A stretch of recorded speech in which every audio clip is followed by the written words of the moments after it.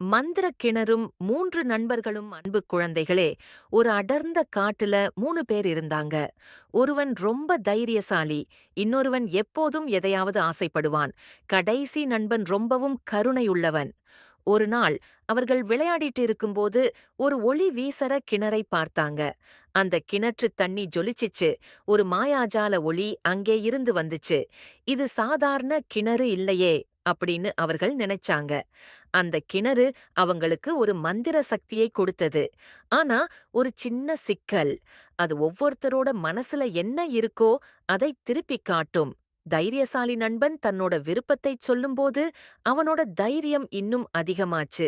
பேராசைக்காரன் ஆசைப்பட்டப்போ அவனுக்கு நிறைய பொருட்கள் கிடைச்சது. ஆனா அதெல்லாம் ஒரு நிமிஷத்துல மறைஞ்சிடுச்சு. ஆனா கருணையுள்ள நண்பன் ஒண்ணுமே கேக்கல. அவன் வெறும் புன்னகையோட கிணற்றை பார்த்தான். அப்போது அந்த கிணற்றின் நீர் இன்னும் அதிகமா பிரகாசிச்சது. அவங்க அப்பதான் புரிஞ்சுகிட்டாங்க. உண்மையான நட்புக்கும் நேர்மைக்கும் முன்னாடி எந்த மந்திரமும் நிக்காதுன்னு. உண்மையான கருணையும் நல்ல மனசும் தான் ரொம்ப பெரிய பொக்கிஷம்னு அவங்க தெரிஞ்சுக்கிட்டாங்க.